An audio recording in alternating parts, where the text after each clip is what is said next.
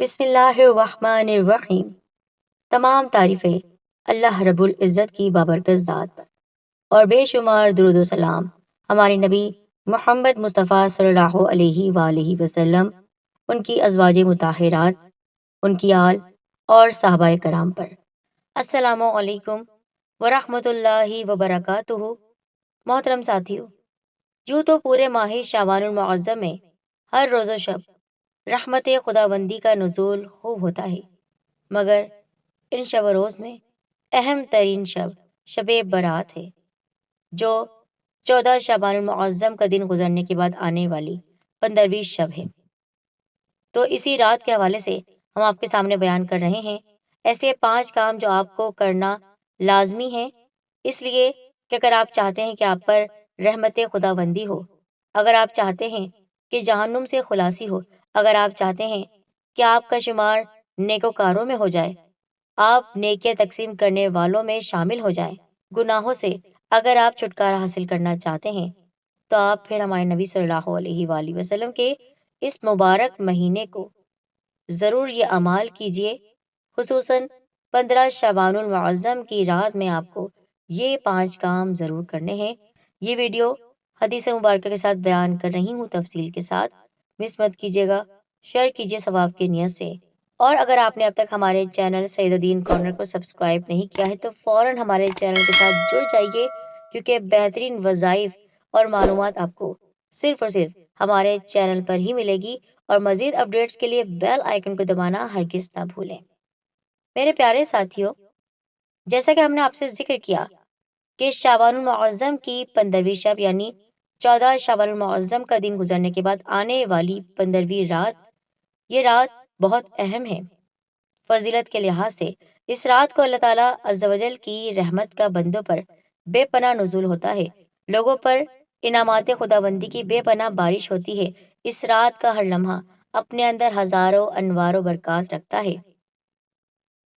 الغنیۃ الطالبین میں حضرت انس بن مالک رضی اللہ تعالیٰ عنہ سے مروی ہے کہ حضور اکرم صلی اللہ علیہ وآلہ وسلم نے فرمایا، اس ماہ کا نام شعبان اس لیے رکھا گیا کہ اس ماہ میں رمضان کے لیے بے شمار نیکیاں تقسیم کی جاتی ہیں، اور رمضان نام اس لیے رکھا گیا کہ یہ مہینہ گناہوں کو جلا دیتا ہے۔ پہلا عمل جو آپ کو 15ویں شب میں کرنا ہے وہ ہے عبادت، یعنی خوب سے خوب تر عبادت آپ کیجیے، نفل نمازیں پڑھیے۔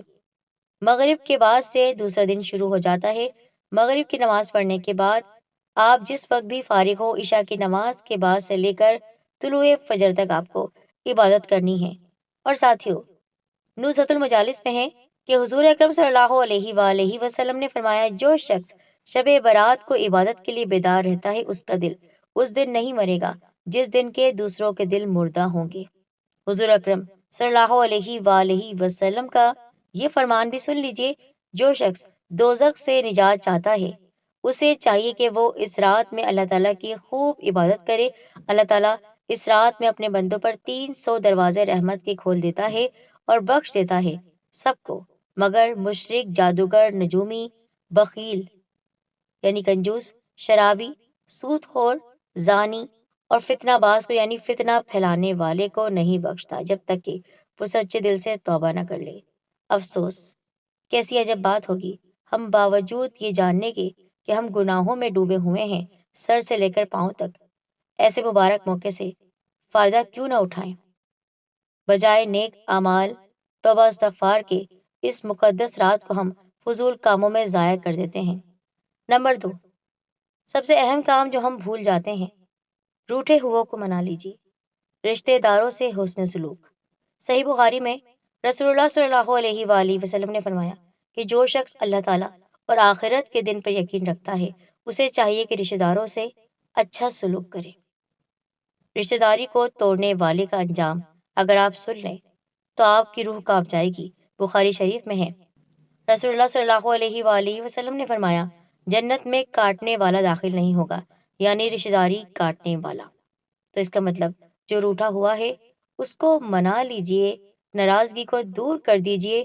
15 شعبان کی وہ شب آنے سے پہلے پہلے آپ جو بھی قطع تعلق کر چکے ہیں وہ پھر سے جوڑ لیجئے۔ جائیے خود اپنوں کو منائیے۔ اگر کوئی آپ سے ناراض ہے اور اگر چاہتا ہے کہ آپ اس کو منائیں یا آپ پہل کریں تو پہل کر دیجئے، کیونکہ مومن کا یہ کام نہیں کہ وہ اکڑ بازی کرے، مومن کا یہ کام نہیں کہ وہ تکبر کرے کہ میں کسی کو کیوں مناؤں۔ اگر کسی مسلمان کے دل کو آپ جوڑ دیں گے، اگر کسی کے پاس جا کر آپ کہہ دیں گے کہ مجھے معاف کر دو، اب میں پھر سے تمہارے ساتھ ایسا سلوک نہیں کروں گا، تو اللہ اور اس کے رسول صلی اللہ علیہ وآلہ وسلم کتنا خوش ہوں گے۔ تو یہ اہم کام آپ ضرور کیجیے۔ نمبر 3، ہر لمحہ ہر پل استغفار پڑھیں، یعنی گناہوں سے توبہ کریں۔ اللہ سبحانہ و تعالیٰ ارشاد فرماتا ہے حدیث قدسی، اے ابن آدم، اگر تو صرف مجھے پکارتا رہے اور اپنی امیدیں مجھ سے وابستہ رکھے تو میں تیرے گناہوں کو معاف کرتا رہوں گا اور مجھے تیرے گناہوں کی کوئی پرواہ نہیں۔ اے ابن آدم، اگر تیرے گناہ آسمان کی بلندیوں تک بھی پہنچ جائیں اور پھر تو مجھ سے معافی مانگے تو میں تجھے معاف کر دوں گا اور مجھے اس کی کوئی پرواہ نہیں۔ اے ابن آدم، اگر تو اتنے گناہ لے کر میرے پاس آئے کہ روئے زمین تیرے گناہوں سے بھر جائے تو میں تیری اتنی ہی مغفرت کروں گا، بشرطیہ کہ تو نے میرے ساتھ کسی کو شریک نہ کیا ہو، یعنی شرک نہ کیا ہو۔ سنن ترمذی۔ نمبر 4، اپنے مومن بھائی یا بہن کے ساتھ نیکی کا کام کریں، یعنی کسی کی تکلیف کو دور کر دیں۔ اللہ تعالیٰ نے قرآن پاک میں جگہ جگہ نیک اعمال کرنے کا حکم اور ترغیب دی ہے۔ اللہ تعالیٰ کا فرمان ہے، جو شخص نیک عمل کرے، مرد ہو یا عورت، لیکن با ایمان ہو، تو ہم یقیناً نہایت بہتر زندگی عطا فرمائیں گے۔ سورہ نمل میں یہ بات فرمائی گئی ہے۔ بہتر زندگی سے مراد دنیا کی زندگی ہے، یعنی دنیا کی زندگی میں بھی وہ خوش اور اسے سکون ملے گا، دوسرا فائدہ، اور آخرت میں بھی جو اس نے نیک اعمال کیے تھے اچھا بدلہ دیا جائے گا۔ سورہ کہف میں فرمایا گیا ہے، ہم کسی نیک عمل کرنے والے کا ثواب ضائع نہیں کرتے۔ 5واں اور اہم کام، روزہ رکھنا۔ اس رات میں اللہ تعالیٰ کی طرف اعمال کا اٹھایا جانا ہوتا ہے، اور اس حوالے سے ہمارے پیارے نبی صلی اللہ علیہ وآلہ وسلم کی حدیث مقدس ہے، شعب الایمان میں حضرت اسامہ بن زید رضی اللہ عنہ سے مروی ہے کہ رسول اللہ صلی اللہ علیہ وآلہ وسلم نے ارشاد فرمایا، شعبان کا مہینہ رجب اور رمضان کے درمیان کا مہینہ ہے، لوگ اس کی فضیلت سے غافل ہیں، حالانکہ اس مہینے میں بندوں کے اعمال پروردگار عالم کی جانب اٹھائے جاتے ہیں، لہٰذا میں اس بات کو پسند کرتا ہوں کہ میرا عمل بارگاہ الہی میں اس حال میں پیش ہو کہ میں روزے دار ہوں۔ اور اب یہ پیاری سی حدیث مبارکہ آپ سماعت کیجیے تاکہ مزید وضاحت ہو جائے اور آپ کو یہ بات بخوبی سمجھ میں آ جائے کہ یہ رات یعنی شب برات کی رات نیک اعمال کرنا، عبادت کرنا اور بہت سے ایسے کام کرنا جو اللہ اور اس کے رسول صلی اللہ علیہ وآلہ وسلم کو پسند ہے، کتنے ہی زیادہ ضروری ہیں ہم سب کے لیے، اور کتنی فضیلت ہے نیک اعمال۔ نیک اعمال کریں، عبادت کریں، روزہ رکھیں، اور اس کے علاوہ استغفار کی کثرت کیجیے، کیونکہ استغفار تو ہمیں ویسے بھی چلتے پھرتے پڑھنا چاہیے۔